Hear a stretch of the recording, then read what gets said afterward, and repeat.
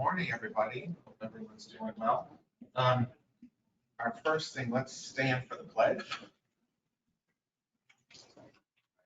Pledge allegiance to the flag, United States of America, to the republic which stands one nation under God, indivisible, with liberty and justice for all. Maybe we can get our satellite people to shift down and be a little more intimate. Guess we need roll call. Please. Yes, sir. Cal Hardy, Danny Jorgensen, Yanika Mills, Here. Kevin O'Hare, Here. David Hay, Here. Emily Hinsdale, Running late. Danielle Riffenberg, Anna Grudman, Here. Karen Kress, Here. Rebecca Hessinger, Here. Jesus Peraza Garcia, Running late. Jason Jackman, Achilles Cortellis, Brenton Mosier. And I believe Anna Quinones is excused. Glorimar Belangia, Carlos Ramirez, Present. Luna Johnson, Here. Catherine Coyle, I believe, is also excused. Melissa Colazzo, Arizona Jenkins, Gus Ignis. Here. Do we have 9 in the room? Yes, we do. We do have an in-person quorum. Chair, would you please call for a vote? Oh, wait a minute, I missed one. Bryn Dauphinier? Here virtually. Thank you. Chair, would you please call for a vote of consent for remote participation? So moved for a vote. First. Yes. All right, all in favor, say aye. Aye. Gus made the motion and who seconded it? Una? No, Joe McCann. I was just. I'm sorry, who seconded? You want a second? Don't fight over it. All right. Gus, Who was the second? who wants to take credit for second? Second. Una. Thank you. The second on that one. All right. Thank you. All right. Next, do we have any public comment? No. No? All right. None in the room, none online. We'll go to approval of minutes for the April 19th meeting. Second. Okay. Kevin? Kevin and Carlos. All in favor, say aye. Opposed? No. All right, on to our first action item. David Reynolds, Hillsborough County Bicycle Network. May we just acknowledge that our chair will be appointed, a new TPO member will be asked to take the chair position. David Hay is our vice chair. So this month we're being led by our vice chair. In June, the TPO will take action, hopefully find a candidate, and then we'll get them all up to speed. Now, our Livable Roadways meeting is right after that appointment in June. So barring calendar conflicts, you might see them in June, you might see them at our August meeting because we recessed in July. And then I wanted to welcome Anna. Actually, this is her first person meeting. She's our Public Works alternate to Larry. Thank you. All right, now, this is the. All right. Mayor Wade. Good morning, Wade Reynolds, Hillsborough TPO. This is the Hillsborough County Bicycle Network Plan. So a little overview of this plan. It was a collaboration between the TPO and Public Works. The objectives were to evaluate the existing network and look for a data-driven approach to prioritize those segments for improvements and demonstrate that those projects through some concept plans that we have developed. So the goal is to create a repeatable process to look for improvements on the existing bicycle facilities and locations for new facilities to expand that network. So the data input factors, the first part of this project was very data heavy. We looked at crash history, speed, volume, the total number of lanes, lighting, for risk factors, for exposure factors, activity generators, such as whether there's commercial activity in the area, the residential density, whether they're transit stops, and whether it's an EJ or other priority area. For the network factors, we looked if it was in proximity to an existing bike facility, whether it had existing sidewalks, and the connectivity to both bike and pedestrian facilities, and the county's context classifications as well for those. So this is just a little more information on those. We took each one of those factors and gave it a rating 1 through 5 on the risk factors, and 1 through 5 on all of them, really. There are a couple that just gets a little bit less, but either way, we combined all of those into a single score for segment prioritization, and that had some normalizing for some of the scores and a little bit weighting for the network factors. So ultimately, through all of that, we prioritized all of the county roadways and split them into 4 quintiles based on that, or quartiles rather. All of the 4 segments that we then took were, I think 3 were in the very high and 1 was in the high category there. But you can see the yellow and red and orange ones there. So these would be the red and orange segments that we'll be talking about in a moment. So as we identified those 4 demonstration corridors, we were looking for some geographic diversity because these projects will probably, if these projects or projects like them move forward, it will be in those different mobility fee districts. So we wanted to have some geographic diversity. Then we proceeded to the corridor screening and selection. So those 4 corridors that were selected, a segment of Waters Avenue from the Veterans to Sheldon Road.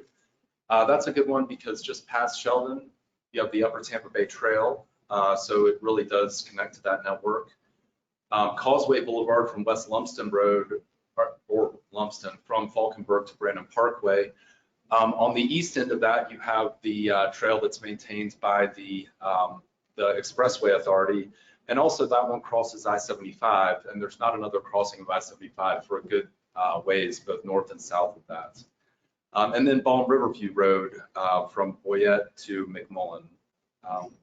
And that one is just a good 2-lane road, close proximity to schools, and connects. I skipped over Shell Point. Shell Point also connects to the South Coast Greenway on the east end of that corridor. So it made it a good network selection as well. So for each corridor, we reviewed the existing conditions and identified improvements and developed these concepts. Waters Avenue, so it's about a little over 2 miles. The speed limit's mostly 45 miles an hour. It has existing bike lanes and sidewalks, but just conventional bike lanes, 6-inch white stripe. And it does have also Route 16 and 30 for Hardhome there. It's also, a 6-lane road, 55,000 vehicles per day, so high volume. We then divided those improvements. The county has Tier 1, Tier 2, and Tier 3 improvements. Basically, that goes up along with the price. In this case, you'll see in Tier 3, lighting and access management are the big ticket items there. But Tier 2 is the separation for those bike lanes. I'll get to that in a moment, but mid-block crossing, separation for those bike lanes. And Tier 1 is largely pavement markings, signage, the cheap stuff that we can do pretty easily. So the existing, as I mentioned, 6 lanes, bike lane, transit, and then proposed, we decreased the width of those lanes to allow a little more room for the bike lane and the buffer for those bike lanes. We also have included the load separators, sometimes they're called armadillos, to give increased protection for those cyclists. In the middle of those 2 white stripes is where they would go for the bike lane. Moving on to Causeway and Lumsden. So this is about 2 miles as well. It is, again, 45 miles an hour. And the lanes fluctuate, but 6 to 10. So it's a heavy, it's a wide road with a lot going with a median, and this one again crosses I-75. So with this, there are again proposals for lighting starting in tier 3, intersection improvements moving down along with shared use paths in this case, and there is transit on this. We've also proposed some tier 1 improvements for signal timing, signage, and sidewalk changes. So this is the existing. You see 4 lanes on the left here, 3 lanes on the right, a paved shoulder, but I don't believe marked lanes in the entire, or in the whole area. And then the proposed concept with those shared paths widened on the outside shoulders there past the drainage facilities. We also, again, spoke about looking at the speed on this corridor as well. Moving on to Shell Point, the speed limit here, this is a 2-lane section. It's again a little over 2 miles, but it's fast traffic. 45 miles per hour is the marked speed in some areas, but the traffic in practice moves a little bit quicker than that. There are bicycle facilities on part of this, but not consistently throughout the corridor. And on the east end, near the community college, we connect to the South Coast Greenway. You can see in these pictures, the railroad crossing at CSX on the west end of this corridor is also a challenge. Will require coordination with them to get any facility. There's not even a sidewalk there crossing right now. So again, I won't go through all of these treatments, but sidewalks, lighting, and crosswalks in the tier 3, shared use path, signalization, and landscaping in tier 2, and again, signage and pavement markings in tier 1. So the existing conditions, we do have, on the west end, we have an existing trail that changes to a sidewalk as you move east, but mostly along the north side with drainage facilities along the south side, and power lines along both. And then the proposed concept is to add that shared use path on the north side where it doesn't currently exist. And we believe we have the right of way with a few minor exceptions to get a sidewalk in on the south side here. Moving on to Balm Riverview Road from Boyette to McMullen. So the speed limit changes a lot in here, but the main part is 45 miles an hour. You have a 20 mile per hour school zone and a 30 mile per hour advisory. Decent volume here, about 17,000 vehicles per day. And we do have sidewalks on both sides here, but no bicycle facilities currently. So the tiers, as I discussed earlier, we've kind of been through that, so I won't go through them all. But the existing conditions, 2-lane roadway, no shoulders, sidewalks on each side, and then going to a shared use path on one side with the existing sidewalk on the other there. So the next steps for implementation, this would need to go for engineering and design. At that point, we would take any concepts or working with the county, take any concepts for public engagement, and of course, identify funding sources, which is always the challenge. So these are longer term conceptual plans that hopefully we can move forward in the future. So with that, this is an action item, and we would ask for your acceptance and approval of the study, but any questions or comments? Yes, I had a quick question on Lumsden. I grew up on Lumsden, so I'm the most familiar with it at the very end where it's 2 lanes, and I've driven it all the way where it gets up to those 10. Has there been any planning or conversation around, I know that there's a very wide and large bridge that crosses over 75 right there. Yes. And I don't believe there's any sidewalk. And you know, the grade's pretty high because you got to go all the way over the road. Has there been any conversation around like what the treatment would look like for there, especially given like there's going to be multiple paths, like where folks are going to get off the path and on the sidewalk and then back onto one. What does that ergonomically look like? That's a great point. So we had two alternatives here. Alternative one is install pathway and separate bridge on alignment south of the roadway bridges. That's about an $8 million project if we were to do a separate facility. Alternative two is install a new pathway and reconfigure the roadway to continue the pathways in the shoulder there, probably limiting that median width somewhat. And it's a wide concrete median in the center there crossing I-75. So slimming that down and working more in the shoulders with barriers for pedestrians and cyclists on those shoulders is the other alternative. Yeah, I like I can't tell you how many times I've seen folks like walk their bike up that hill either because they realize it's so steep and they can't do it, and then they hop back down and go down and coast. But I was just wondering if there was any kind of partnership with the department regarding collaboration for some sort of bridge treatment. I know it's kind of tricky because you're working with any existing bridge, but this seems like a multi-use trail could, this could be born out of that, especially given that you have a large cluster of apartments and, populations that might not necessarily need to have a car, that access point using multi-use trails. No discussions as yet with that, with the Department of Transportation, but both this bridge, which I believe I mentioned, has a long distance both north and south of it to where a pedestrian or cyclist even could cross, where it's not a limited access facility. Excuse me. But this has come up in a similar situation along Gibsonton Road as it crosses. It's a very stressful situation for anybody trying to cross, and a pretty long distance north and south between those.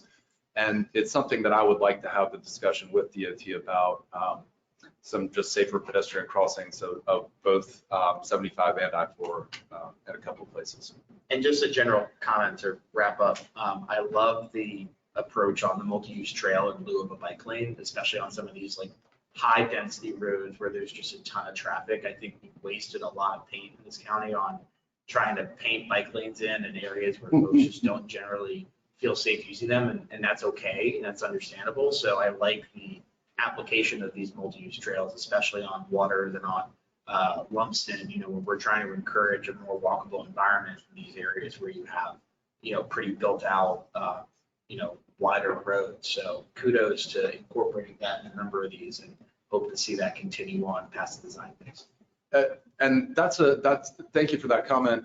It's a challenge because on the one hand, we sometimes if you have limited access from driveways along the side of the road, an on-street facility that's protected a path may make more sense when you have limited access. When you have a ton of access points, sometimes an on-street facility makes more sense for safety, but that's really a sort of context sensitive point. Yeah, of course it depends on the road, but I think this kind of blends both of that very nicely. So kudos. Great.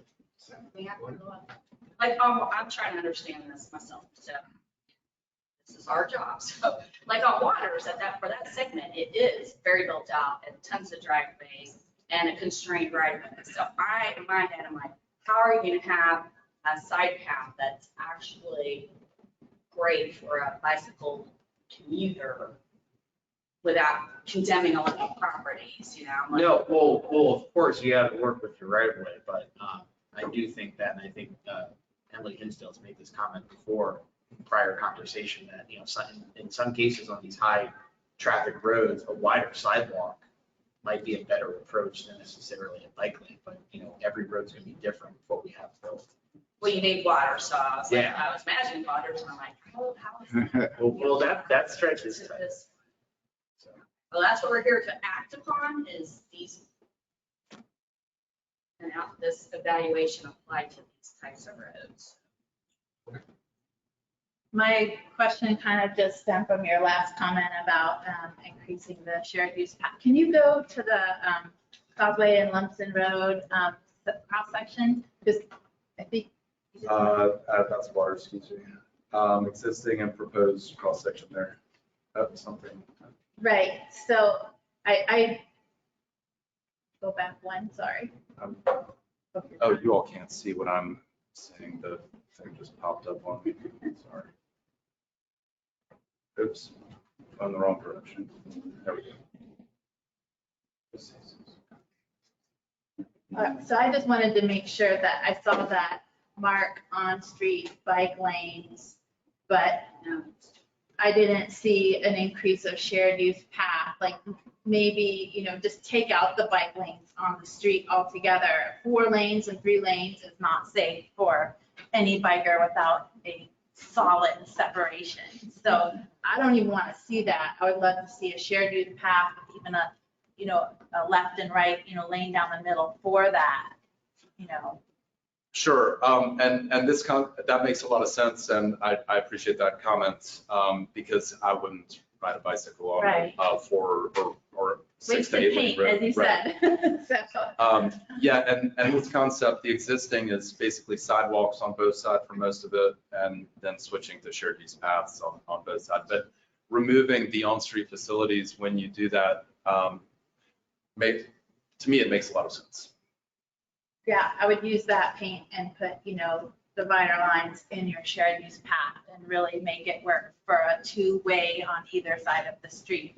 I know I've said this in another, I think it was El Prado development, where they wanted, bike lanes on the street. I said, why not just make the sidewalk 2 feet bigger so you can accommodate a bike and a person, so you don't have to be on the road. And like, well, then it becomes a trail. But I don't know if this doesn't relate to that in county.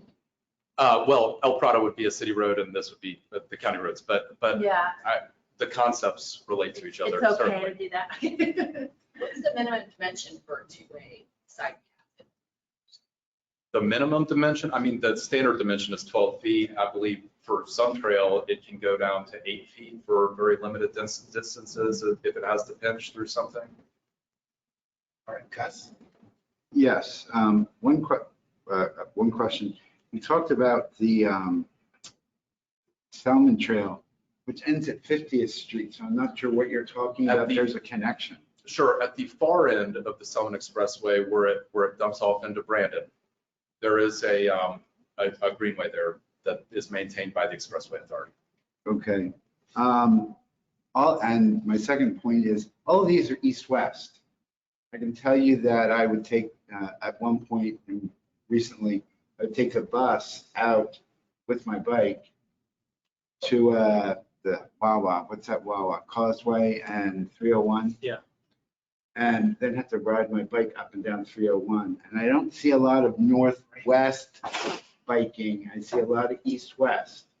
And I can tell you that riding 301 from Causeway to 60 is the 2-lane, the 2-foot painted roadway with us. I would say 45 isn't even the speed on that section of 301. I would say 60 is. People move on there. Plus crossing the interchange with 301 and the Selma. Yes. Which is, I can tell you, is wonderful on a commute in the morning. The afternoon's not bad, but in the morning, people want to get to work. Coming home, they're a little bit more conscious. So if we could look at something north-south, particularly out in that area, because I think you have to go almost all the way to Brandon to get some north-south trailers out there. We need north-south connections as well as east-west. I haven't really thought about the fact that 3 out of 4 of these are north-south, are east-west, and only, I guess, Palm Riverview kind of gets north-south. I mean, it's diagonal, but that's a great point, and we'll need to focus on some north-south ones for the next round. And also some interactivity with the transit routes. I know that some of these areas are very sparsely transit routed, but I mean, people do, particularly if we're going to encourage bicycles in our commute, throwing them from the buses is a major thing, particularly for people going to work. Because you're willing to sweat to go home. Right. But you're not willing to sweat and be covered in sweat in your work clothes in the morning. So And I guess just one other point with that, and I know the Hart representative isn't here. The bus gets to, Someone, online. The bus is 360 gets off the Selman, and then the first stop isn't all the way down until the Wawa. So wherever time there's some of these express bus routes with bike racks on the front, need to have a little bit closer stops where they get off the roads, so that people going in the opposite direction don't have to ride another mile south. They're going north, which is something to keep in I mind. think that's a great coordination piece. That's it. Thanks. Karen? So I'm not a transportation engineer, but Neither. two comments. One, I am a big fan of the shared use paths, but with our increased electrification of micromobility or whatever you want to call it, I do worry about the speeds. You know, I've seen what I would call maybe like a moped now, you know, on shared use paths. I have think too. That's just, Scary. it's just something that our community and I think our country and the world, I guess, is going to have to figure out. How do we use a pedestrian with someone going 25 miles per hour on a bike, right?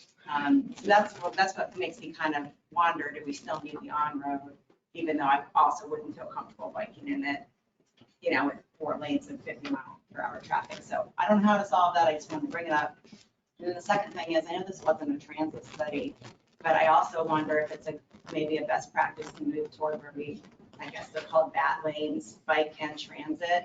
Because I know at least in the first 2 more urban examples, I think each of them had 2 bus routes on them currently. And I Yes. think in the future, we should assume there's transit everywhere, right? So, I mean, would it make sense for us to go ahead and start thinking about dedicating some lanes that are transit and bike only? And then you could handle those bigger speeds too? You know, it probably doesn't make sense with the current level of transit to have dedicated lanes on those routes. By the time this gets funded and built, right?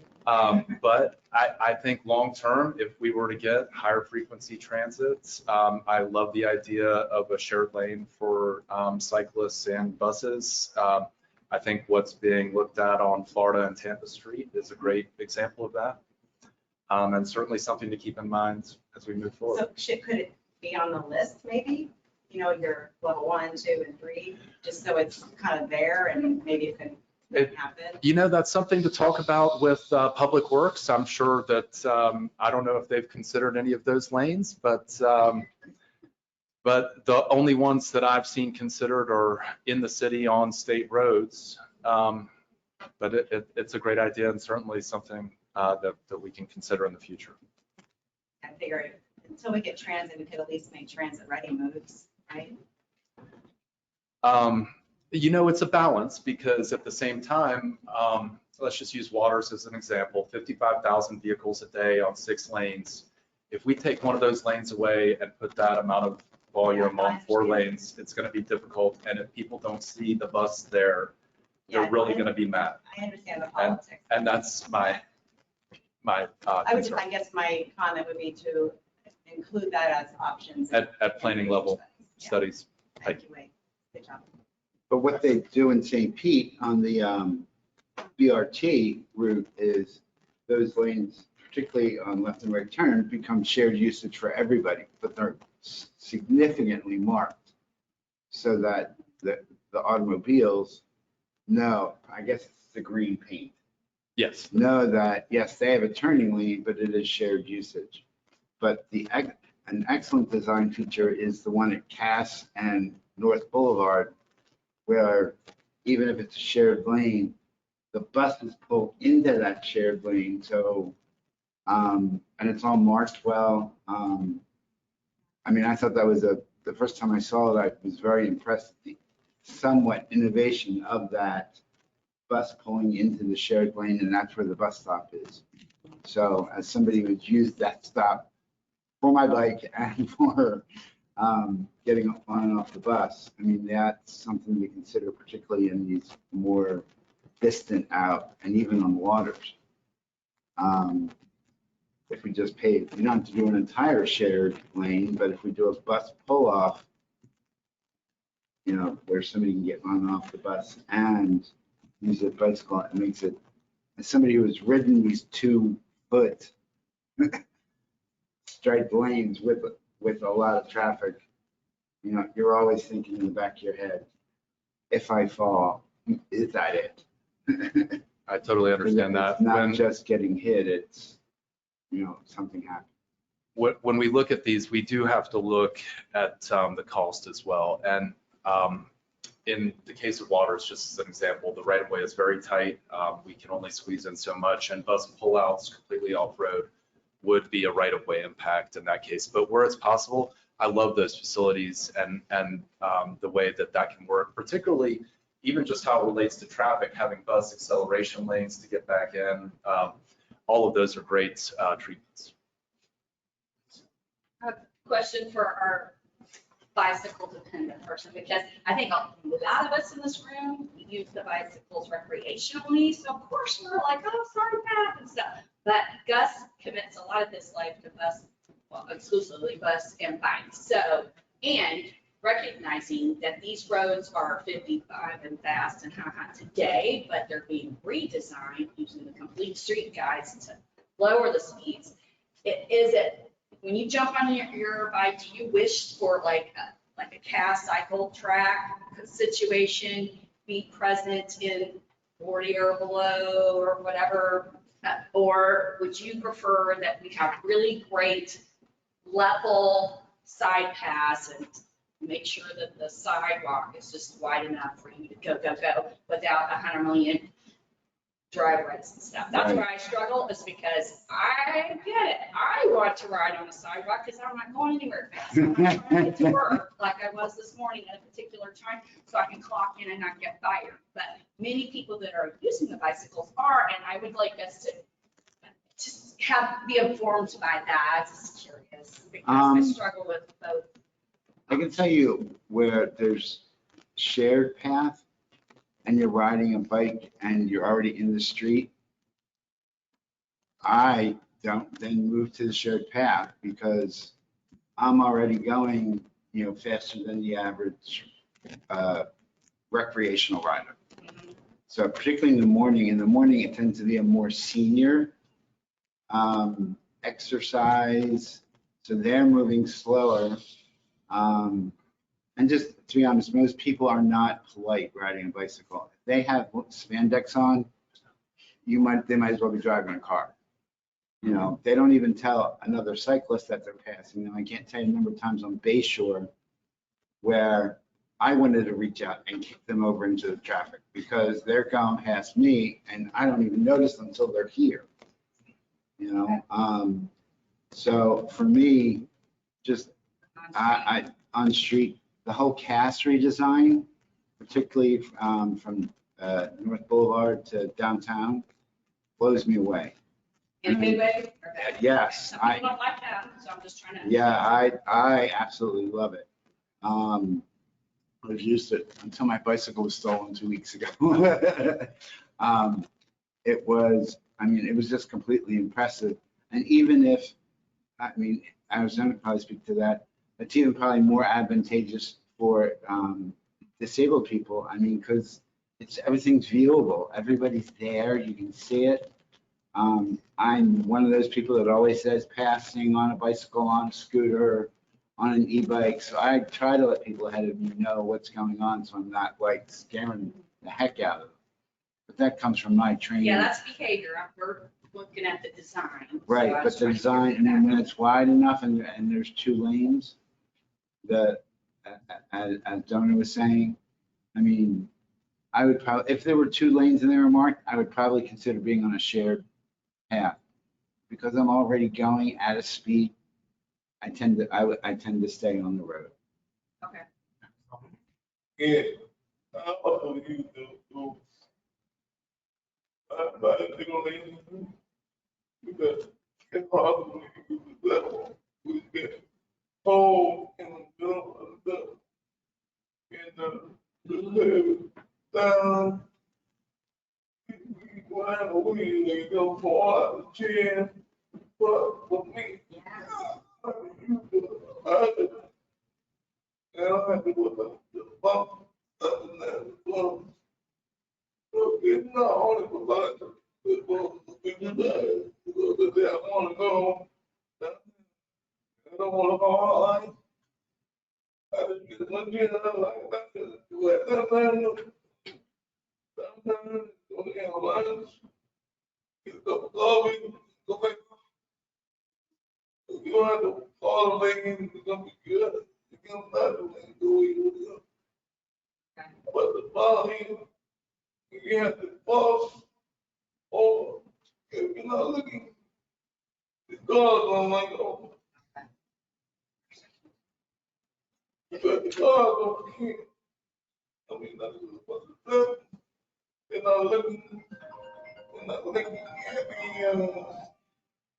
the person on the back. They're not looking at the person on the. They're just looking to go away. They're gonna make a left turn. Do you think they're gonna look at the back? So there's an hour about to make sure that they don't see you. They may not do it. But they gotta stop. Yeah, I trying to let it put it back.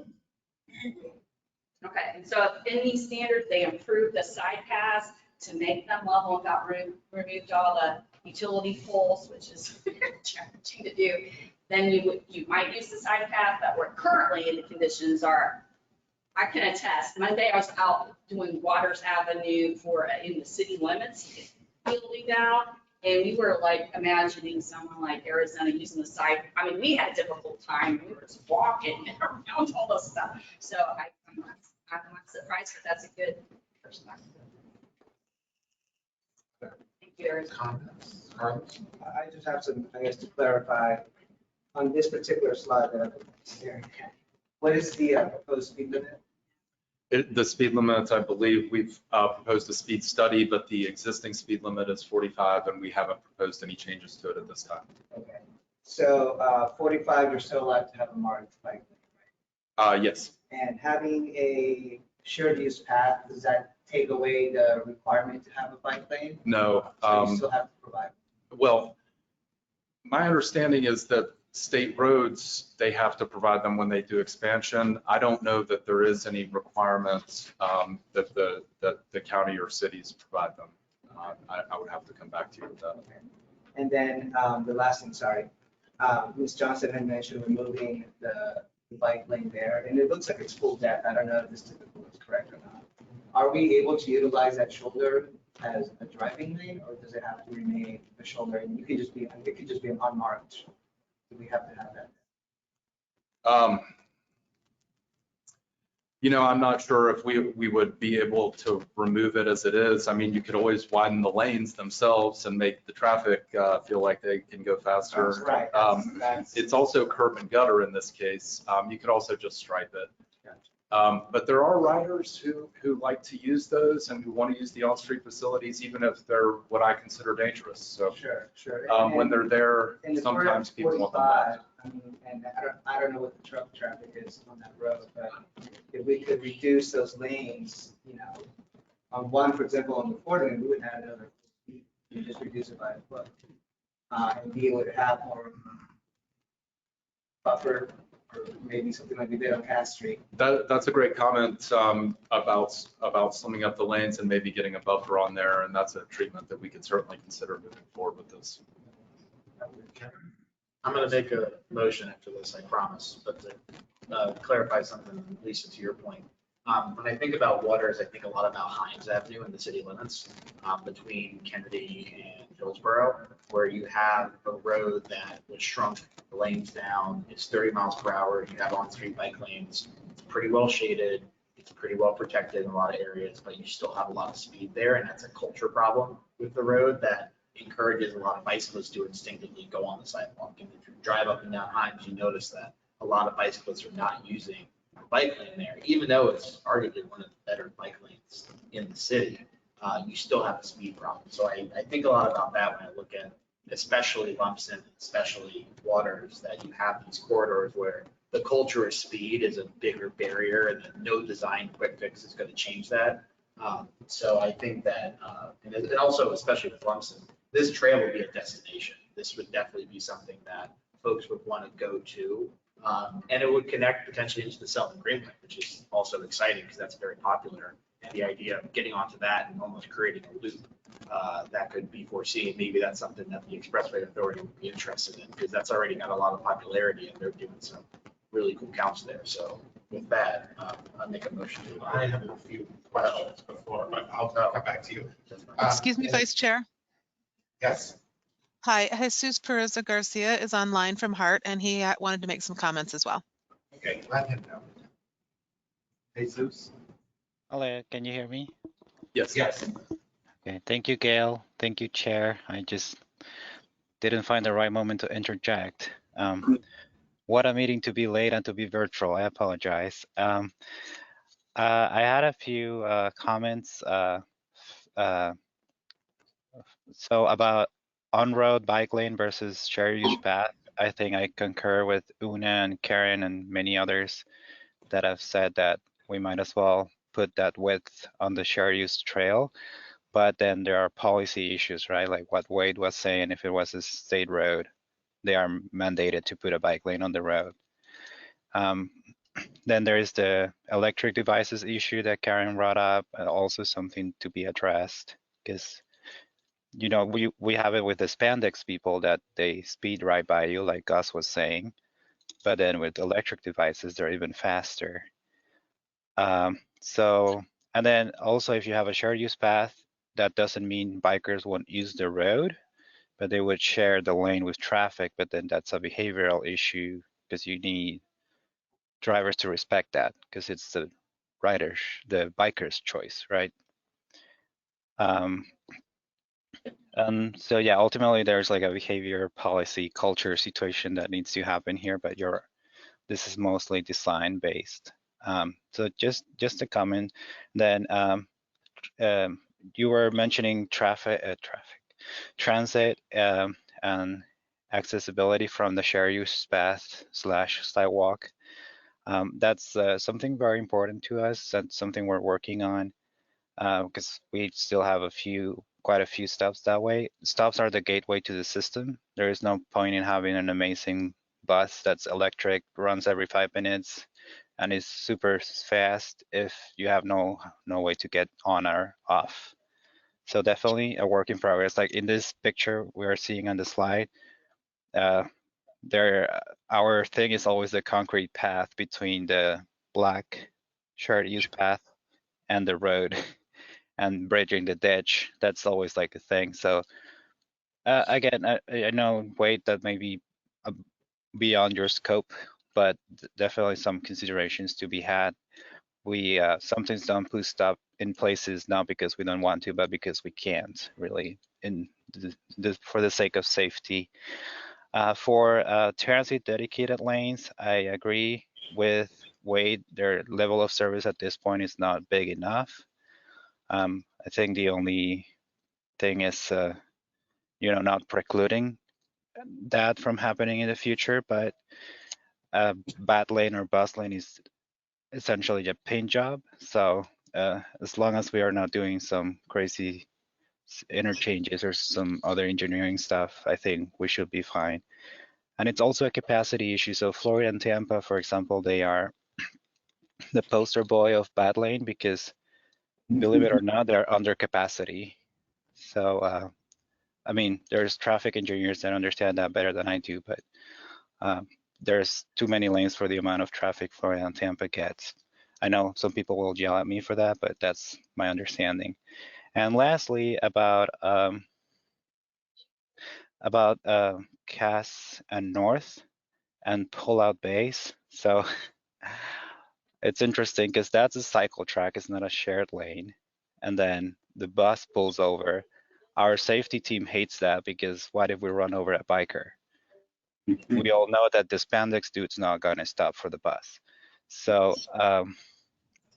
that's we actually prefer to stay on the travel lane. But then you have people waiting on the cycle track. We don't want that either. So there's and Carl, I don't know if he's on the call, but he's mentioned before that the city of Tampa is looking into raised raising the cycle track at that point, only to be leveled with the sidewalk. So that way people can board the bus when the time comes, but then bikes can also go through. But then, you have pros and cons for both. And then the having a pull-out bay like the Cass and North one, or we have quite a few on 56th Street. Pros and cons too. We like staying on the travel lane because once you pull off traffic, it's very hard to come back in. Nobody won't let you in, especially on a road like 56th Street where people limit 45, people go 65. But then you also don't want to be rear-ended. So definitely just providing some context. And I know I talked way longer than I meant to, but just a couple thoughts to bring to the table. Thank you. I had a question, or a couple, and you may have touched upon this. I'm still drinking my coffee this morning, but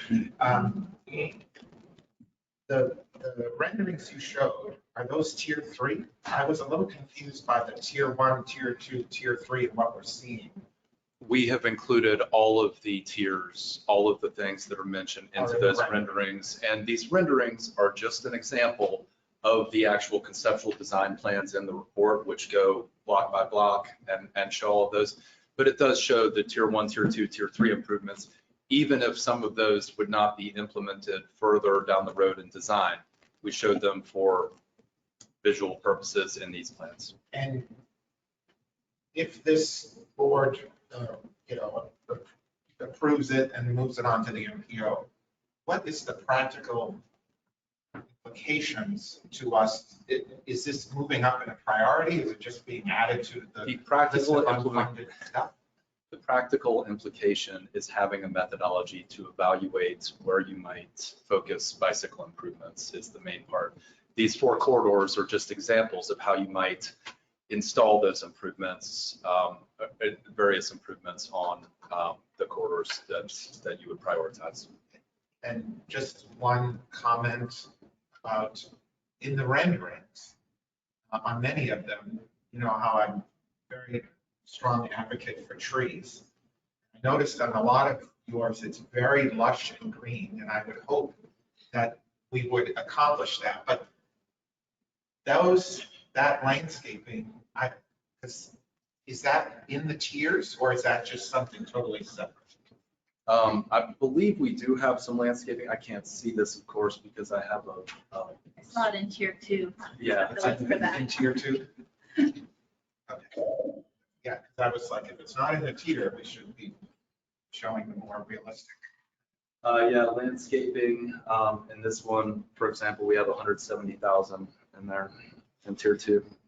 So it'd follow the landscaping standards versus a separate document. Right. But again, that would have to come in at the design stage way further down the road. As long as it's in a tier. Right. Right. These are just 4 sprinkled examples of how to apply this new bicycle network methodology, because we struggle with these topics all the time. We have thousands and thousands and thousands and thousands of dollars to spend on trees along paths. Anywhere we can put one. It's from the mitigation fund. People remove trees, they have to pay into the fund. And so our team has been looking at existing paths and where we can put certain kinds of trees. Hopefully shade trees, but other kinds of vegetation, just hotspots.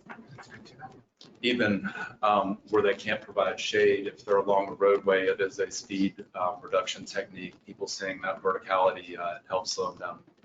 Yeah. Well, thank you. Who's the contact? Chris Bellerhall, Okay. he knows how to get in touch with him. Excuse me, Vice Chair. Yes. Hi, there's some, Billy Hadaway also has his hand raised. He's at audience. Okay, yeah. It's your we'll have to pleasure. wait. Just- Just real quick, when you do these final, particularly with, when you have the presentation style was great with the tier 1, tier 2, tier 3. Maybe if you could color like to match the tiers, so that when we're looking at your finalized presentation, we're not thinking, oh, well, that's the next step. Or anybody else when you're out in the community and you're presenting this stuff, In the plans, in the reports, you can very clearly see the new improvements colorized on there. These are, again, just renderings for example purposes. Arizona? On Livable and Roadways, they have a path that you can use. That's very good. We just make more like that. But Right, and I think this would go toward that. Alright. Opinion. I think we've been, I know this, we're very passionate about this, Wade, so you stood up for almost an hour now. I think we're ready. Kevin, you had mentioned. Make a motion to approve. Second. So Kevin and Carlos. All in favor, say aye. Aye. Aye. Opposed? So, Thank you. thank you, Wade.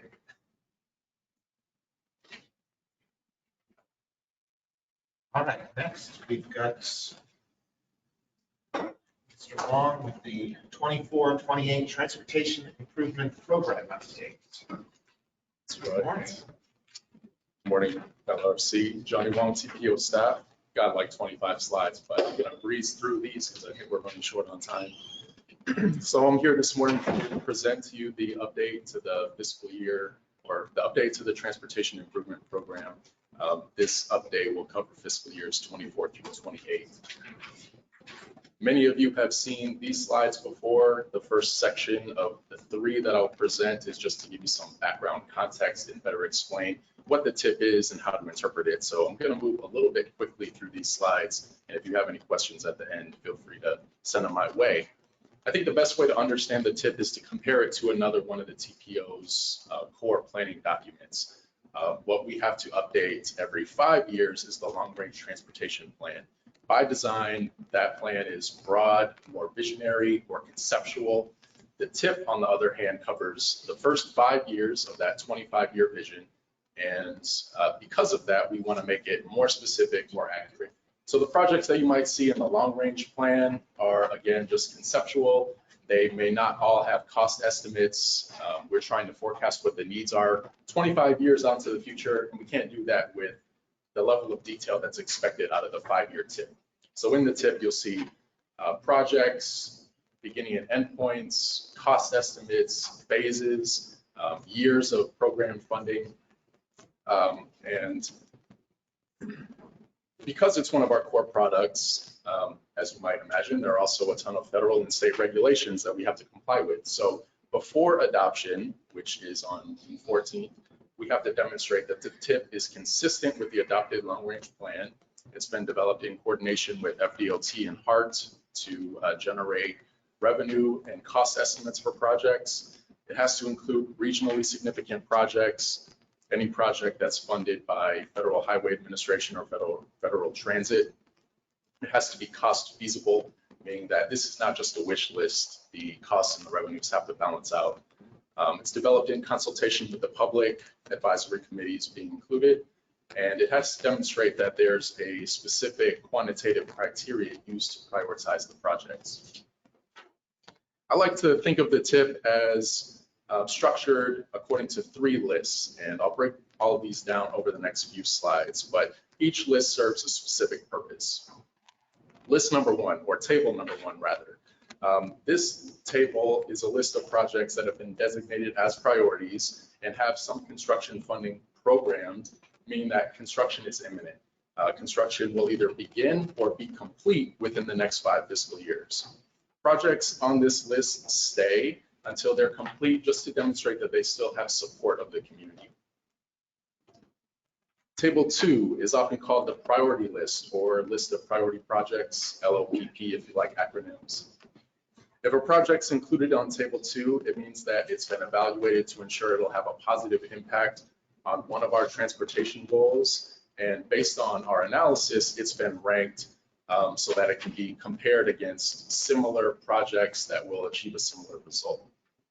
Projects on table 2 are considered candidates, meaning that they're still seeking construction funding.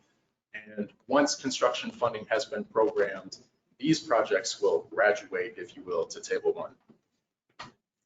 Last, table 3 is a long list of projects that have funding programmed sometime within the next 5 years. It includes everything from the FDOT work program as well as the capital improvement programs from each of our local governments. We don't have to include the CIPs, capital improvement programs from our local governments, but we do that to ensure transparency and make sure that we're taking this opportunity to ensure coordination. Let's see, it also includes planning studies and other projects that defy easy classification. We call these miscellaneous. They are transportation investments, they are important, but they don't necessarily help us achieve our performance goals. Some of the things you might find in there are like herbicide, pesticide applications, landscaping maintenance, things like that. I think that's all I needed to say about this slide, so I'll skip right through.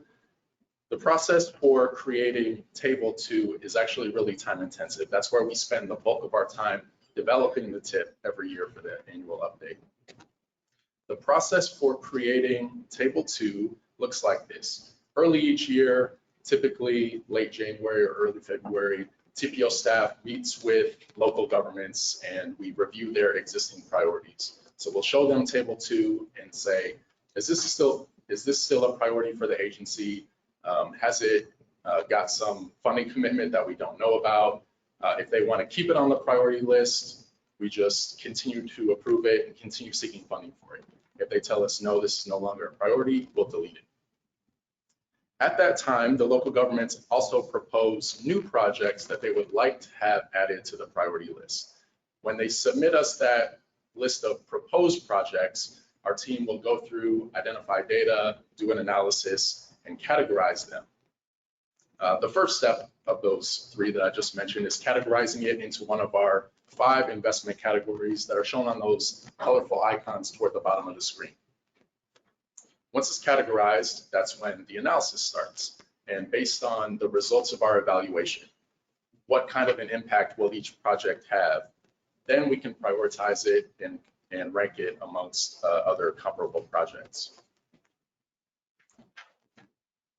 The last step of developing the list of priority projects is really where TPO adds value based on the details of each project, facility type, scale, scope, cost, jurisdiction, project limits, what type of project it is. We can recommend a funding source, and we work with the local governments throughout the year to submit grant applications and try to deliver that funding.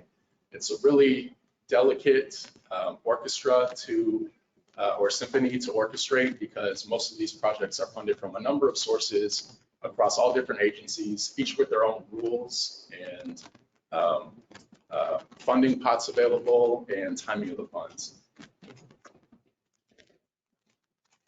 All right, without any further ado, we'll get into the updates of the tables. So this year, following our consultation with the local governments, we have added a number of projects to table 1 because they have now been programmed with some funding for construction. Beginning with State of Good Repair, which is our top ranked, our top program category, T-bar to van pool operations. This slide needs to be updated because we also funded bus stop capital repairs for HART and a portion of the HART heavy maintenance facility. So sorry that this is not on there, but there are 2 additional State of Good Repair projects that received some construction funds this year. On Vision Zero, we were able to program construction for a number of projects, Boy Scout at Manhattan Boulevard, intersection improvements and traffic signalization. We delivered some money for sidewalks around Marshall Middle School and Tomlin Middle School out in Plant City. A safety project on Lois Ave from Cleveland to Boy Scout Boulevard. 4 intersections along US 301 at Harney, Stacy, McIntosh, and Palm River Roads. And then another safety project on Fowler from 56 to I-75. 4 mobility projects that are falling into the Real Choices When Not Driving category, Green Artery segments D and E, an intersection improvement at Mango Road and Old Hillsborough Ave.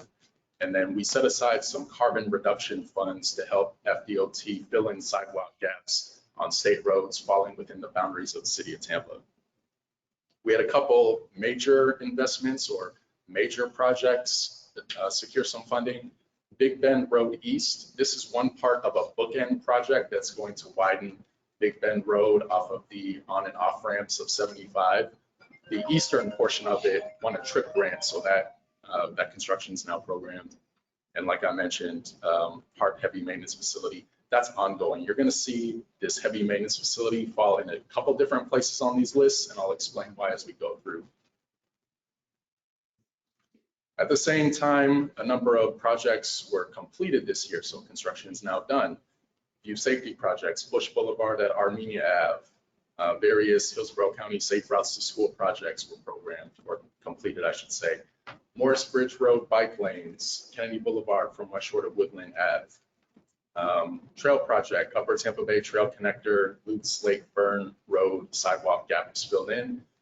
This project on Selman Greenway Trailhead was removed at the request of the agency.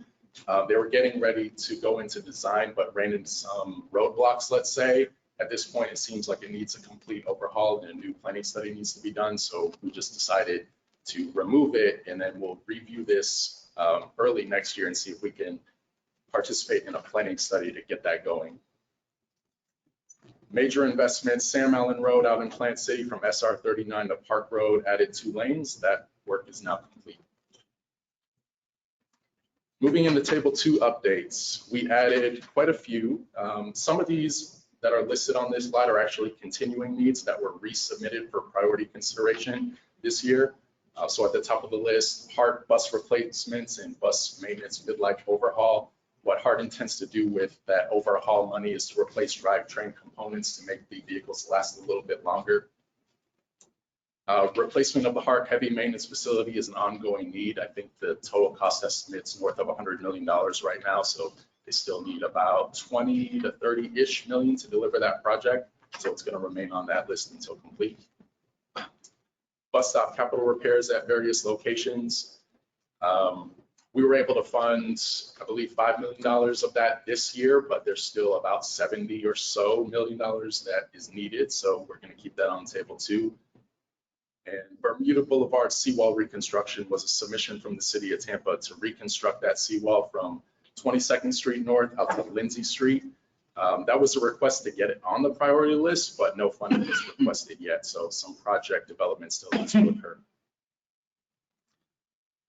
4 safety projects. One in Plant City was a request for $1 million to design a complete street segment on Collins from Alston to Alexander Street. We got a request from the city of Tampa to right size Platt Street from Armenia to Parker and allow for installation of a protected bike lane and do some other intersection improvements along that corridor. There was no funding requested for that. Again, I think this is an example where they just wanted to get it on the list. We had another city of Tampa request for a safety enhancement on South 22nd Street from US 41 to Marconi. And last safety project is it's actually a study, a $300,000 request for a study on SR 39 from Alexander Street out to Trapnell. 5 smart cities submissions to prioritize. City of Tampa is asking to prioritize traffic signal replacements in Ybor City. They're breaking that down into several phases. This year, they did not submit a funding request. I think they're still working on segmenting that out. They had another request, which is at the bottom of this slide, for a signal and some crosswalk upgrades at Franklin Street and Water Street. Hillsborough County is looking to construct a smart traffic network, which would basically amount to a full ATMS build out. The request is $45 million. So we're also working with them to segment that into fundable chunks because 45 million is well in excess of our budget. And last, Temple Terrace is requesting $100,000 each to do a traffic signal warrant study on 56th Street, one at Grove Hill Road and one at Druid Hills Road. For Real Choices When Not Driving, we added a segment of the Plant City Canal Connector Trail that the TPO led in coordination with Plant City staff. Now, phase 1 of this project would be south of downtown and help connect that trail to the business, to businesses in that area. The request is for 1.75 mil for design and construction. We got 3 requests from the city of Tampa. First, South 26th Street from 41 to Adamo to do ped and cyclist safety enhancements and connect some trails up there. Yukon Street from 22nd Street to 40th Street, fill in sidewalk gaps. Rome Ave from MLK to Slide to also fill sidewalk gaps. And last, from Temple Terrace, a request for $200,000 to do a feasibility study to install a pedestrian bridge that crosses over the bypass canal. Major investments is a category that exists because most of these projects are outside the ability of the TPO to fund. Most of these have high dollar value and would not be feasible within our budget constraints. Another type of project that might fall in here is anything that adds capacity. This could be a widening project, road extension, or mass transit. So there's something, all of these projects have something in common. City of Tampa submitted a request for $8 million for TICO streetcar operations and to extend the line from downtown Tampa north up to Tampa Heights. Hillsborough County is resubmitting a slightly modified proposal for Big Bend Road West. Again, this is the west side of that bookend project that I just mentioned near 75, where they're going to widen it from 4 to 6 lanes. The eastern end is already funded with TRIP dollars, but the TRIP dollars are not going to be able to deliver that whole project. So this money would complete it. This is also going to be a regional priority. Next is submission from Hillsborough County for Lithia Pinecrest Road from Fish Hawk to Lumsden, widening it from 2 to 4 lanes, as well as doing some corridor enhancements. Last, Van Dyke Road from the Suncoast Parkway to Worley Road, widening that from 2 to 4 lanes. That Van Dyke Road request was for $62 million, which is going to cover just a portion of right-of-way and construction costs.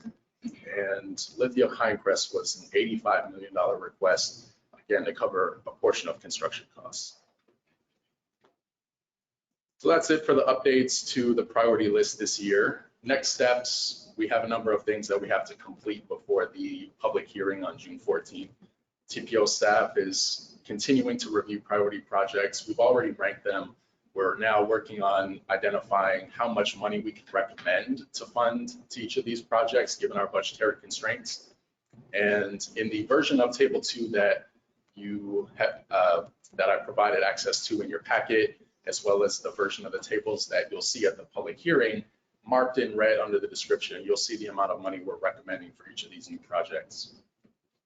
The idea being that we're recommending this amount of funds. If the TPO approves it, we will have the ability to negotiate with FDOT when they're building their work programs. So we can say, hey, we'd like to program 1.75 mil for this trail project. They've submitted an SU application. It looks good on paper. If DOT agrees with us and it's a priority of theirs, then they will program that funding to come through in the next fiscal year. There's some regional coordination that needs to happen specifically for Big Bend Road West. So at the, let's see, I think it's, I don't want to give you the wrong date. On June 23rd, the Suncoast Transportation Planning Alliance will adopt new regional priority lists, and there are 3. TRIP, you've heard me mention a few times, is the Transportation Regional Incentive Program. That's a regional grant that can fund big projects that will have an impact on economic growth. And so we're going to go to that meeting advocating for Big Bend Road to make it onto that list so it can receive TRIP funds and get completed. Wade, who you just heard from, is taking the lead in cultivating the multi-use trail priorities. These are mostly regional trail connections that will be eligible for Sun Trail dollars. And last, there's a major projects category that again will be adopted June 23rd. We've already hit some milestones. Just this past Monday, we made this draft available on our website, put a hard copy out in the library for the public to review. They're going to have 30 days prior to the public hearing to review, make any comments, suggestions, send them to me for consideration. Throughout the rest of May and early June, that draft tip and priority list is going to be presented to the committees for approval. LRC is the first one seeing this. And then by the end of this month, public notices will be published in newspapers and flyers will be mailed to affected areas. So any area that will have a newly funded project, especially with right-of-way impacts, we want to send a letter in the mail letting them know that they have stake in this public hearing and to attend if possible. We're also going to be posting roadside signs near new project areas. Presentation schedule, first up is you all. Next week is the Bicycle Pedestrian Advisory Committee. First week of June will be the Technical Advisory Committee in the CAC. And then again, that TPO public hearing is going to be on the evening of June 14th. That's a Wednesday at 6 p.m. It's going to be held on the second floor of County Center. The recommended action for you all today is to approve the TIP update for fiscal years 23-24 through 27-28 and approve the TIP priority list that I presented, which is table 2. I'm happy to answer any questions.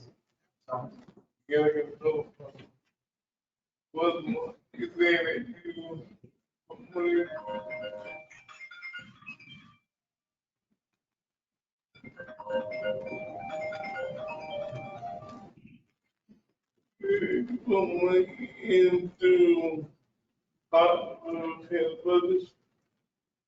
Does that include the band as well? Sorry, the question's about the money for Hart Heavy Maintenance Facility. You said you pay the band. Vans The T-Barta Van Pool Program. or American. So we, yeah. The budget, you put some money in to repair the budget. Did you put money in to repair the band as well? The repair, did we put money into the repair of the Van Pool program? When we program money for that, when we set aside money for that program, it's not earmarked for any specific purpose because T-Barta contracts with an outside entity. I think it's Enterprise or maybe Rent-A-Car, Hertz, one of those. And that company completes all the maintenance on the van pool. Because you do know that, Vans for Hart. you do know that, Hart Plus is part of Hart. So when you repair the big budget, you also, because we get picked up. We get picked up more, I think, sometimes they are not working, sometimes AC not working, sometimes that's not working. I mean, these vans are taking down within the budget. Yeah. And they're gonna talk to us. If you think what we have to do. So don't forget, our plus is part of our. So you will repair big budget and repair the thing. I might defer to Hart on this to discuss what the improvement plan is for all of the different types of vehicles. When Hart submits this request for funding, it's a very simple request. X amount of money for bus replacements. If they want to get more specific, they could say van replacements, but we don't get into that level of detail. Earmarking funds specifically for like AC or sometimes the Wi-Fi might be out. We don't get into those kind of details. So what you telling me is, that the hotline, get the money, and let the hotline to go where, to go where. I mean, that's basically it. They're walking the Martin Luther King area from St. Joe's all the way back to Denver on both sides of the street. The sidewalk out there. They are critical because getting up down. It's so big. Yeah. You know, when you because you feel like you're gonna fall into the lean is gonna fall. Because the sidewalk is moving back. So if you go down the sidewalk, you feel like you're gonna lean over into the street. And my brothers couldn't pick it up. They can't pick it up. They couldn't go down the sidewalk. Well, because they gotta keep the wood.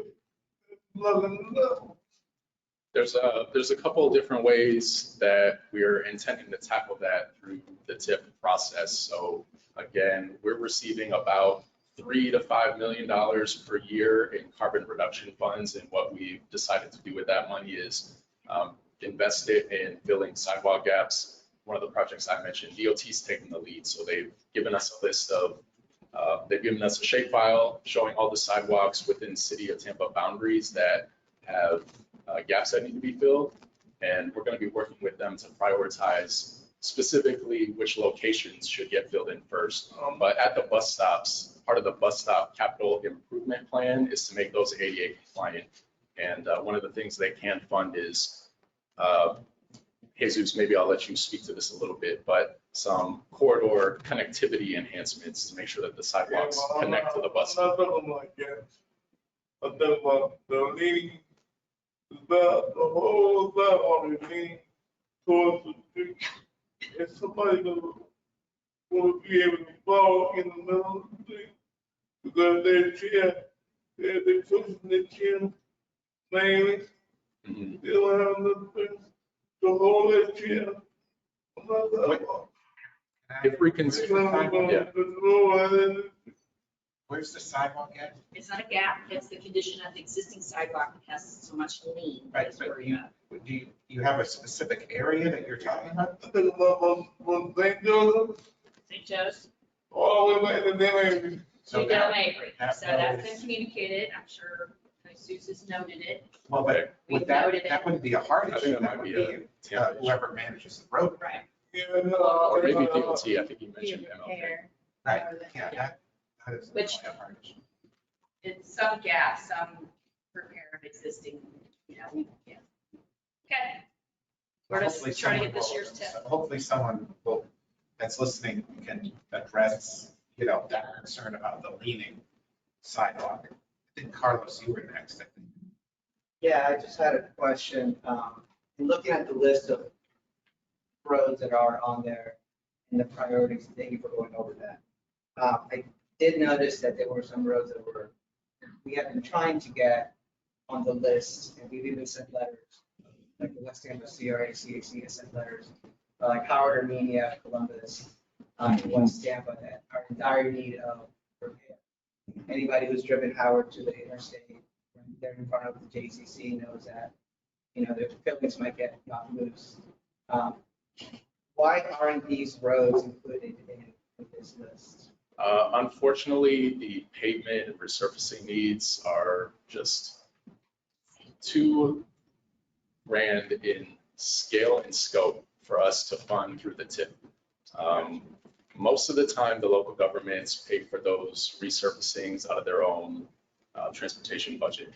FDOT also does that with its district dedicated funds, and it has a pavement resurfacing budget, but that doesn't have to come through the TIP. So I think what you're doing is probably the appropriate steps to take, sending a letter to the city asking to get on the priority list and see if they would consider funding those. Yeah, we but- send it to the county. I believe the Yeah. county is their roads. And Yeah. and last I heard, and you might know more than I do, funding was pulled, design was done. They're finishing design right now, and I think the Armenia section is on the Safe Streets for All grant. But I'll double check if I can get back to you. Thank you. And then Howard, I think it's funded. I know Howard and Armenia goes with. I thought construction was pulled. Construction funding was. I'll double check that. And it might have been because they're flipping the funding source. If they got federal funding for SS for all, instead of using their local, then they might then use the local to go do some more of those other things. Hey, So it As just long as it makes gets done. I'm not- And if it's not federal, just show on our list. Karen? So I didn't look at table 2 in advance. There's that, but do you have our priorities broken down by percentage? Because even though we say vision 0 and safety is number 1 priority, we typically just spend our money on widening roads. So Yeah, do you have those percentages broken down? not yet. Prior to, well, actually, I shouldn't say that. I don't have them in front of me now, but the tip draft that's available online, I believe it does. If not, I can send it to you right after this meeting, because I did ask my team to break out funding allocation by type of project, by agency revenue, how much each agency is receiving or contributing, breaking it down a number of different ways. So if it's not on the website right now, I'll send it to you after this. And I think probably where you're going with this would be accurate.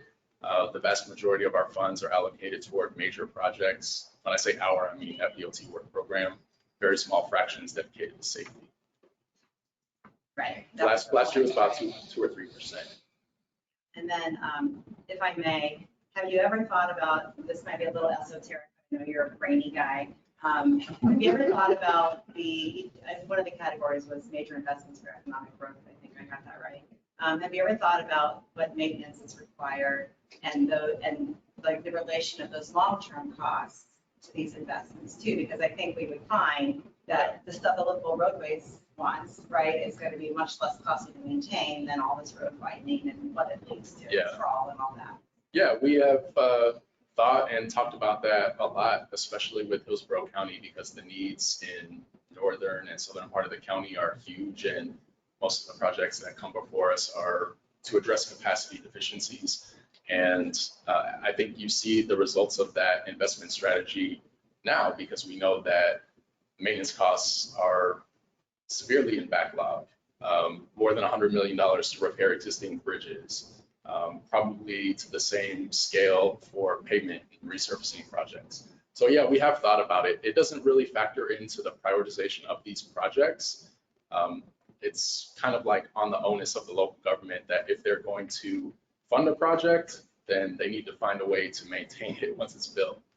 I just think it'd be good to kind of raise public awareness of that and maybe would give the politicians some political cover, start making more kind of vision zero type decisions. That's a good point. And then just the last thing is there anything about counting people who are walking and biking in the prioritization? No, I wish. That's like the next level of sophistication that I'd like our team to get involved in, but doing the bike ped counts is very, very expensive. We have a project that we're getting ready to kick off pretty soon, but for a lot of money, you get very few locations. So we're trying to figure out the best way to address it. Questions? There's a lot of projects going on. I'm trying to categorize them in my head, but the ones that stand out to me are any road widening projects. And I guess I'm against road widening projects mainly because the budgeted numbers are outrageous for those when there's so many other roads that need improvements. And specifically, it's any alternative transportation, especially for those areas that need the road widening, should be prioritized before the road is widened.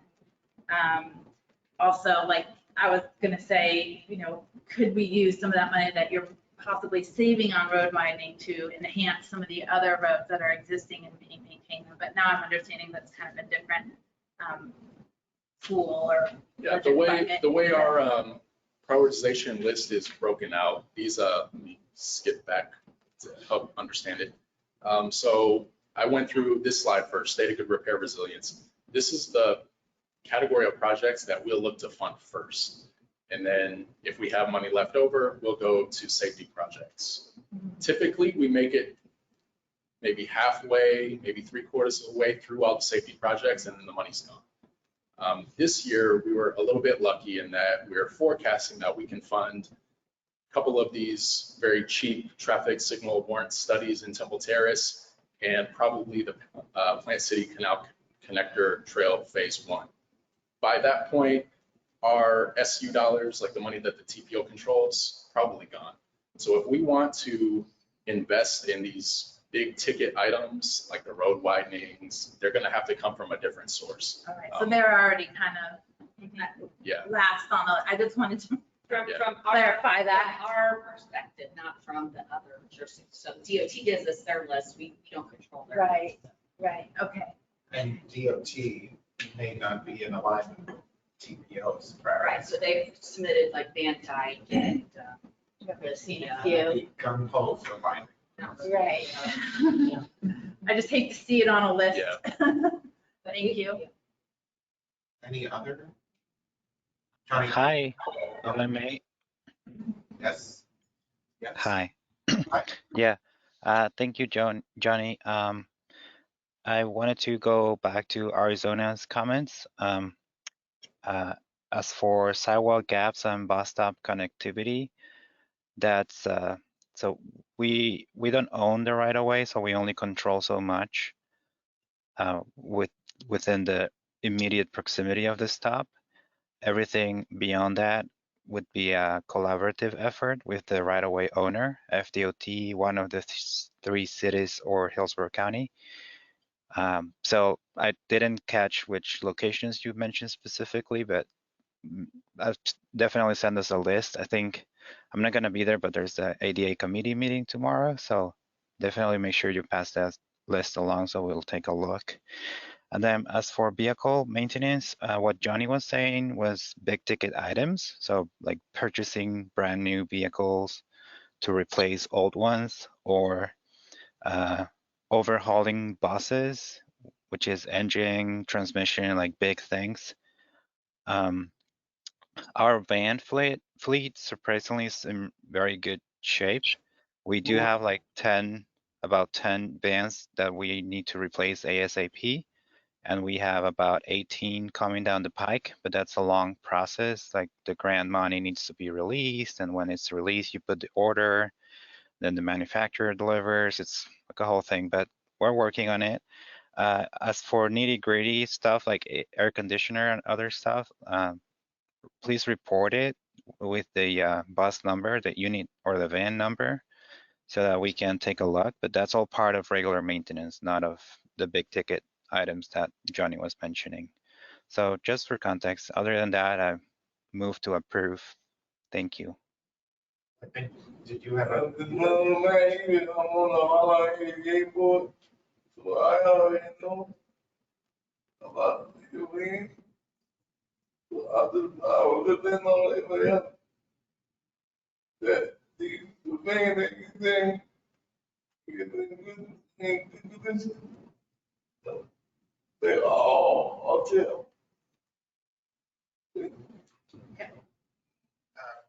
Before Jesus' motion, I just had a couple of comments. I totally agree with Una, the whole widening concept, and we've talked about this, the whole widening concept, it's amazing that these are still on the list and that it devours so much of our money and people are getting killed and all that stuff, but we're still widening these roads. So that totally blows my mind. This is a very minor, on the complete slide, you were having removed. I would recommend changing the safe, because when you look at the slide, it makes reference to the safe routes to school is complete. Yeah. I know you explained it perfectly, but someone just quickly going through this would immediately go, oh, every school's got safe routes, they're complete. And so maybe reword that or something, or acknowledge that it's a continuing struggle, but those particular projects were complete, I presume. So Yeah, that's easy my enough. comment on that. But Jesus, you had a motion? Yes? I did, yes, motion to approve the program update, the tip update. Karen would like to make a. Jesus, I'd like to make a friendly amendment to your motion that when the report goes to the TPO board, that it does include those percentages, how we're spending the money. I just think that that's very important. See. Yeah, friendly amendment, friendly accepted. Thank you. And I'll second. All right. So we've got all in favor, say aye. Aye. Opposed? All right. All right, thank you all. Thank you. All right, next we have the wildlife permeability along I-4. I'll just remind the group that this came before the committee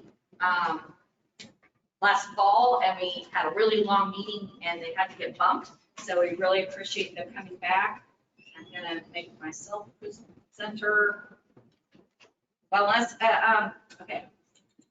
Brent, would you like to run your slides? That's completely fine with me. Yeah, I could do that if you'd like, yes. You got it ready? Okay, hold on. Oh, my magic IT guy already did that. All right. We're seeing your calendar. That's not good. It's not giving me the option to pick which screen for some reason. I have to go to the top and. Oh, here we go. Let's see here. And make your screen that you're using the primary one. not let it flip over to the other one. How about that? Can you see that now? Yes. That's, Okay. Still good now it's in presentation mode? yes, yep. All right, wonderful.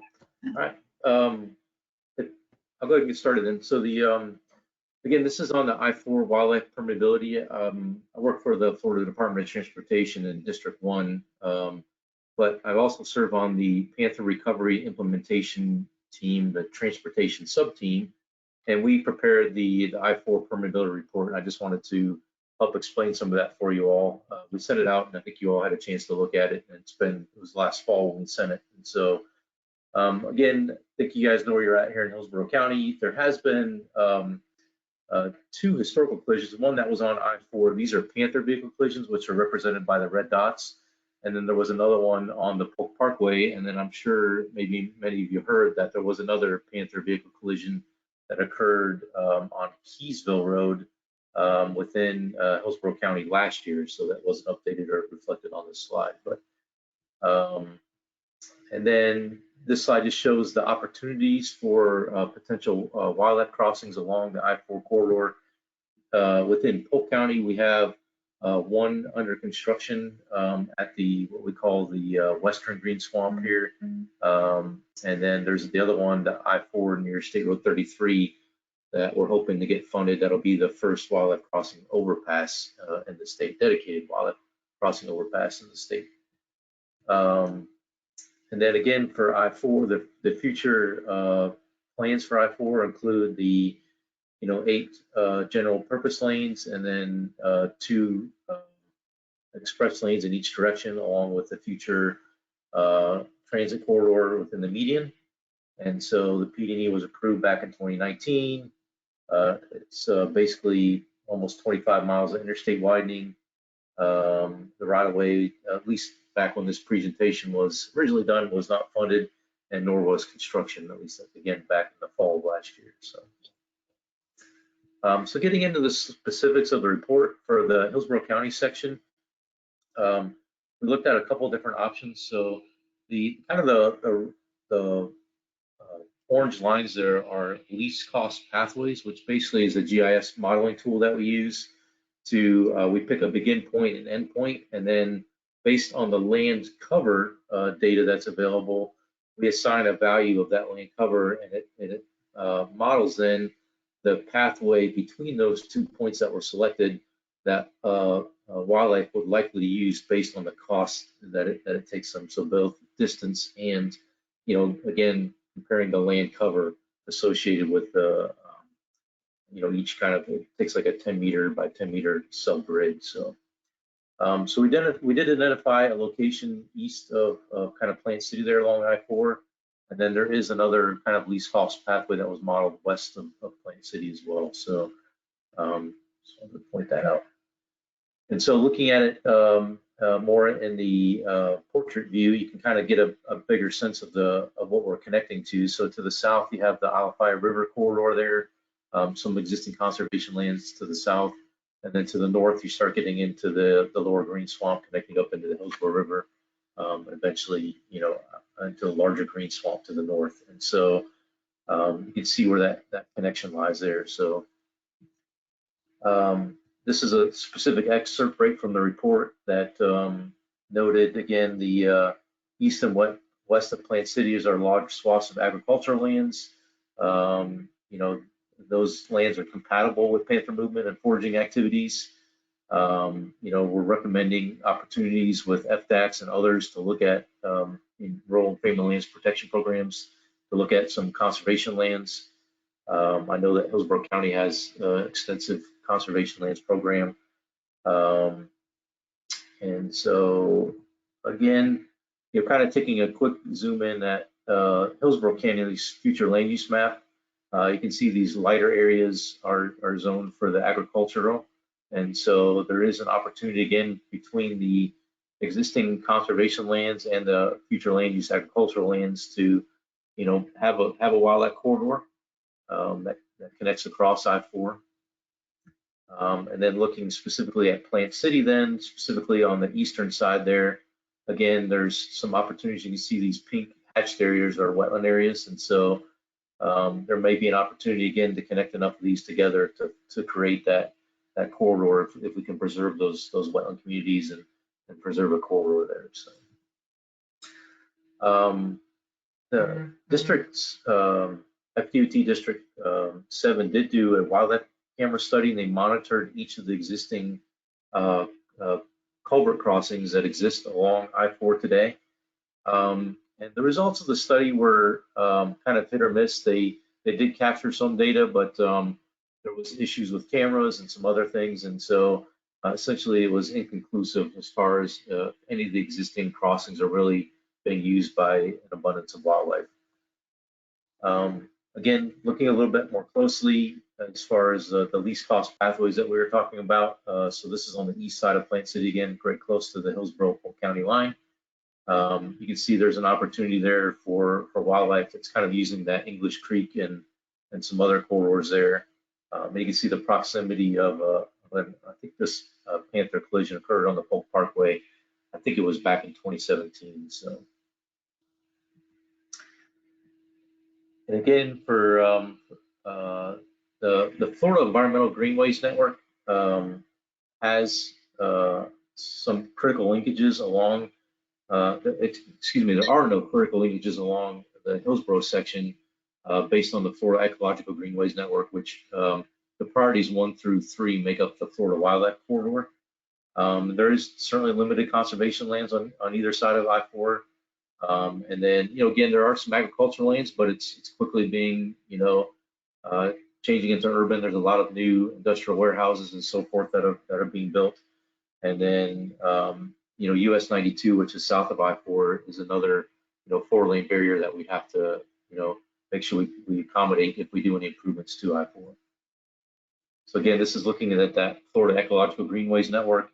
You can kind of see this pinkish area where we're talking about falls in the priority number 5, which is be outside the Florida Wildlife Corridor. But again, there is some opportunities there if we can connect those that again, get into this larger priority 2 area that makes up the green swamp. So again, FDOT is actively pursuing improvements for wildlife permeability along I-4.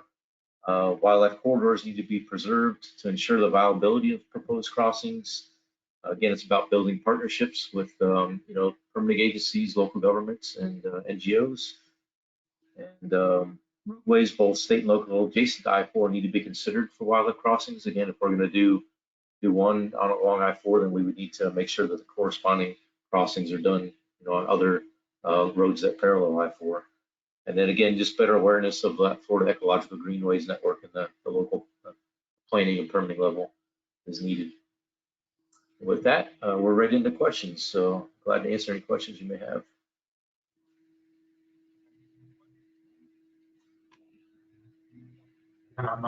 Lisa.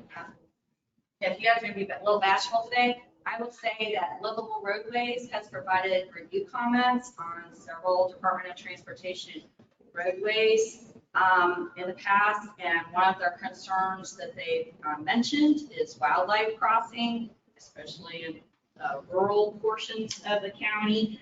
And so I was hopeful that this would help provide guidance on how to be most effective at understanding how to have that be part of the design. The most recent roadway was Highway 301 through the Venota-Sassa area. It's rural and adjacent to conservation lands. Years ago, this committee had provided comments to have that be considered when the project would come back. The first draft of the design did not reflect that in this committee's opinion. Another one was US 41 in the south portion of the county, kind of in the Ruskin area. It was, there are B-lab lands, et cetera, down there that they were concerned about. The critters are going to cross the road, so is there more that can be done to do it safely? So if you could provide any feedback to help this committee with that issue, that would be great.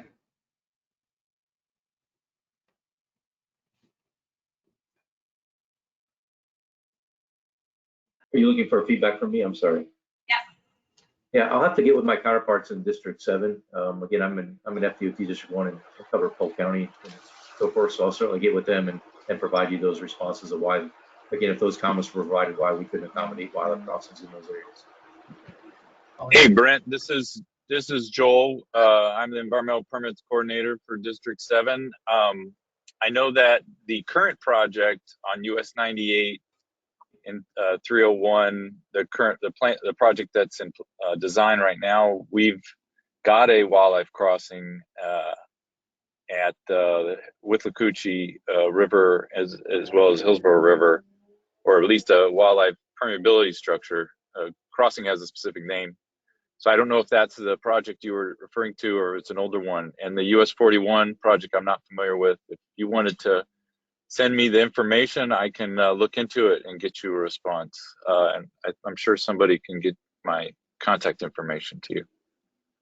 Yeah, we have your contact information, and that's helpful. And I know that US Highway 301 in its new revised format is scheduled to come back to this committee maybe next month. So that'll be great to see that permeability. That's another bite. Well, it was, now we'll find out what it is in current. Okay. I've heard encouraging thoughts there. Oh, okay. Thank you. All right, that concludes that item. And that's one, City of Tampa Safe Streets and Roads All Grant implementation. All right, Alex, are you presenting or am I? I can do either. I have my screen up. I think you have to make me a presenter. Here we go. I got it. We have about 15 minutes. Yeah. Oh, great. I can definitely do that. So, good afternoon, everybody. My name is Alex Henry, and I'm. We're seeing your email box. What was that? We're seeing your email. Oh, that's not good. 1 sec. Looks like I emailed you. Surprise.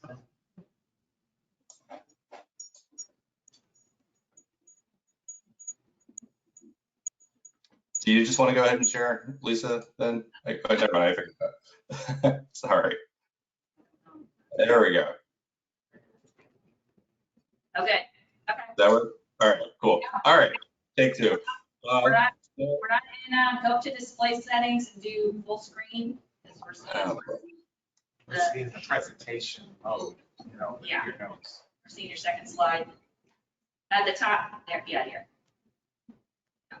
Try that. Is that better? No, that didn't do it. No. Okay. It's good enough though. It's really good. Okay. All right. I'll just. Just know your slide's showing, that's all. No big deal. All righty, cool. All right, well, as long as you can see something. So good morning, Alex Henry, City of Tampa staff, and today I'm going to be presenting on our successful Safe Streets for All grant, which we were recently awarded. So I'll hit on some of the high level details of basically what the grant is, what we applied for, and then what some of our next steps are. Oops.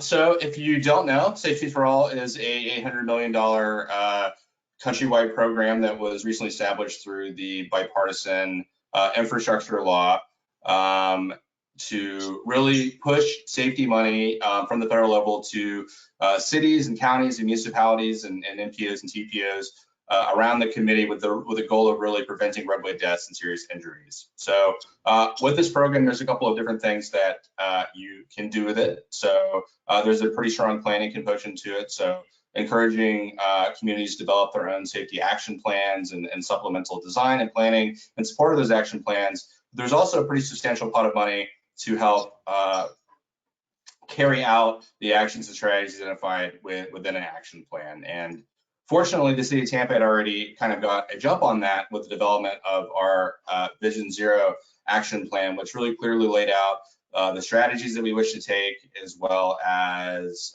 the specific locations and strategies that we'd outlined to get to zero. So because we'd already done this work and published our action plan in 2021, this really put us in a really strong position in comparison to a lot of other communities around the country who had not done this step and allowed us to really plug into that lucrative implementation pot of funding.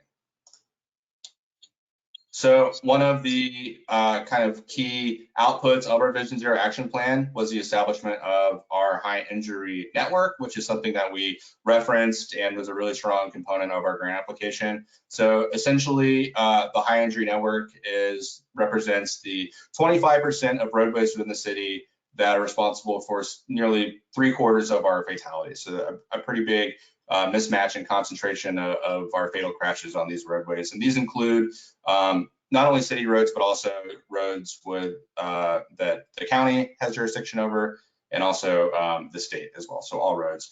For the sake of our application, we focused on the high injury network roadways that the city maintains. So a little bit about our application. We won a $20 million award for implementation. We really took a two-pronged kind of public safety type approach to our application. So one of those prongs is triage. So, literally trying to stop the bleeding by doing projects on our high injury network, those corridors where we're already having a lot of crashes, where the crash data is already popping up. So lots of safety projects on those roads, but also didn't want to be completely reactive to crash data. So we also took a preventative care approach by also identifying projects that relate to our Safe Routes to Places program. So improvements that improve access to parks and schools and transits. The type of locations where you can expect a lot of pedestrian and bicycle, non-motorized traffic, and therefore kind of the potential for there to be safety issues and definitely a need for improved walking and biking conditions. So those two things combined, we're also including a planning aspect as well to help us work with our partner agencies to develop some plans for those high injury network roadways that the city does not control.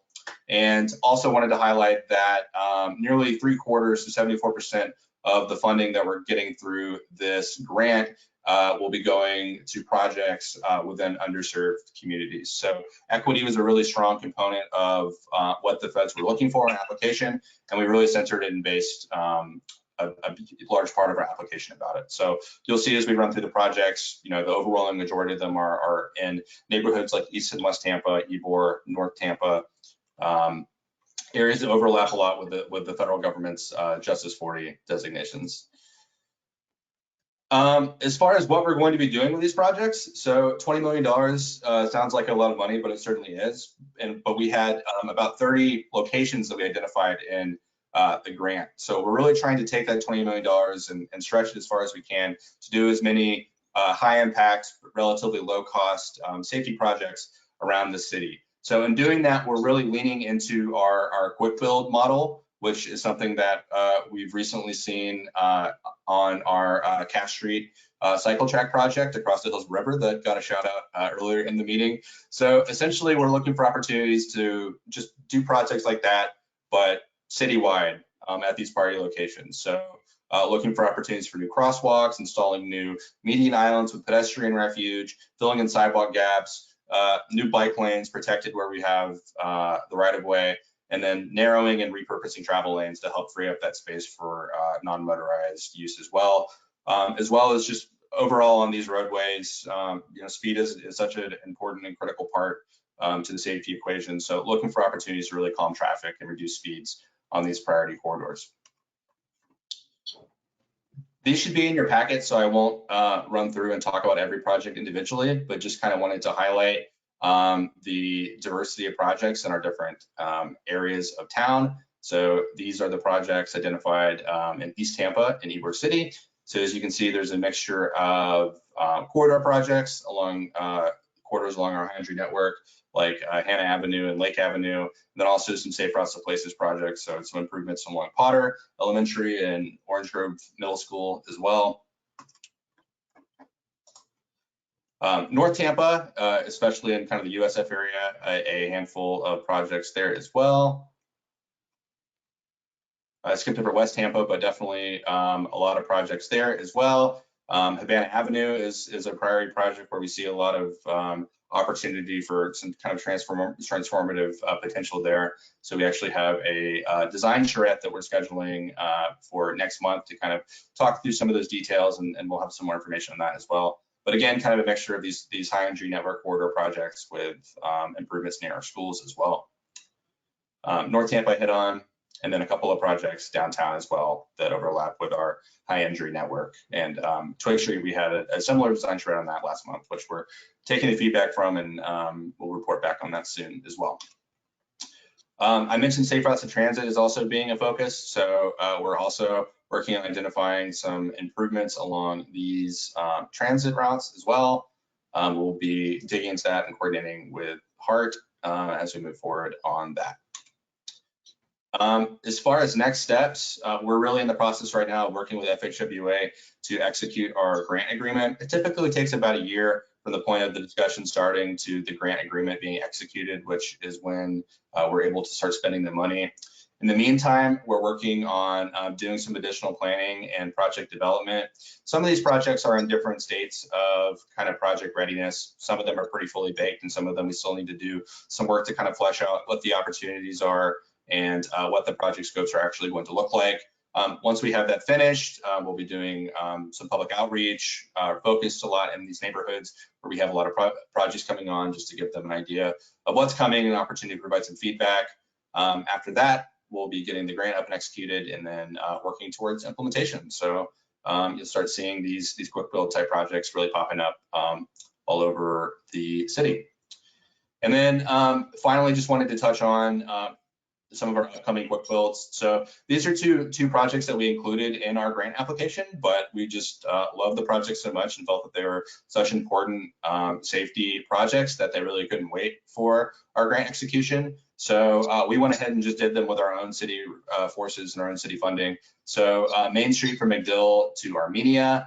This one is pretty much wrapped up with construction. We did some speed tables and some intersection striping improvements along this part of our high energy network.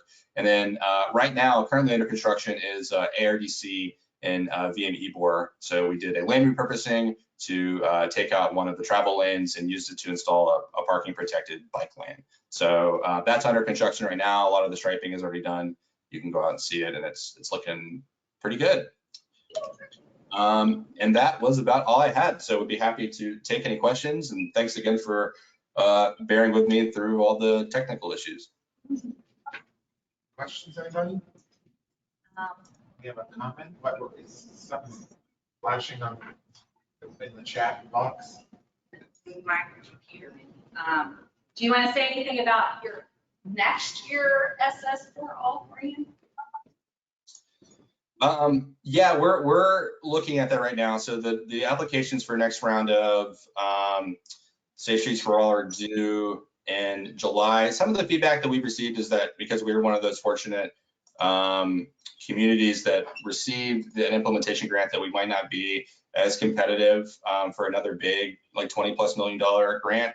But they have expanded the criteria for the action planning grants. You're now able to do kind of demonstrational type projects, which we think that our quick build type model definitely fits into that. So we're kind of digging into that right now, talking to some partners, and we'll have more to report on that soon. But yeah, we're very aggressive in pursuing other people's money with these federal grants, and I would imagine that we will be submitting something. Right. I had a question, and just more of my own curiosity.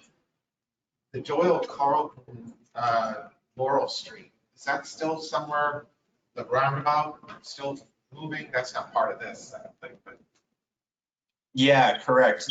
There was just a public meeting, I think, last month, just kind of showing the final details of the design on that. But yeah, that's moving forward. I think they're just now wrapping up with design, and then construction, I think, is funded for, I'd have to double check, but I think either next fiscal year or the year after. So I'll follow up with those details, but that is very much moving forward, but separate from this. Just curious, my own curiosity. Anyone else? Ellen? Yeah, it was just a comment that you probably already know, Alex, but I noticed all the schools listed on that are part of the TPO Safe Streets school safety study project that was completed last year with the city. The school district is under a lot of boundary changes, and that is a moving target that seems to change every week, every time there's a school board meeting. So just be on top of that one, because some of the schools on that list will not exist next year, and their boundaries will change, and their walking routes will change, and their drop-off conditions will change. So it's going to be something you'll have to be flexible on as the school district works through those changes. Yeah, we're absolutely monitoring that. And I think one of the benefits of this is that we're still a little bit out from getting our grant execution and being able to start any additional work too. So we're monitoring that, and are definitely going to be adjusting our scopes and kind of reallocating funding and scope as needed, just based on those the outcome of that. So great point. Thank you. Anyone else? Thank you, Alex. Congratulations, Chair. Yes. Congratulations. All right, old business, new business. We have a new website here. Oh, yes. Everyone take a look. Well, as Alex has already found out, so we migrated to a new website. It's the same email, same address, planhealthsboro.org. But we cleaned up a lot of old projects. Now, on there, there's this handy dandy, we have a librarian and everything. You can go search for old documents. They did go away, but they're over in the library search function. But we try to keep the most important and popular projects on the website. If you find something missing, like yesterday, Alex found the list of priority parks not there, so I'm going to send it to him or add it to the website. Same thing with the schools. The school board contacted me and said, "Where's the school list again?" So we got that on there. So just take it for a test drive. Also, the mobile version's a little wonky, so you have to swipe and stuff to see additional dates and times and stuff. But that's still, it's all on there. But communicate if you don't. And if there's even a feedback function right on the page, it goes right to our webmaster, and then he quickly fixes it. So we just want you to be aware it's got a little bit of a new design, and we're glad to fix anything that you see that's problematic. Thanks with that. I sent you, speaking of roads, road widenings, I sent you the public comment period for Olympia Pinecrest.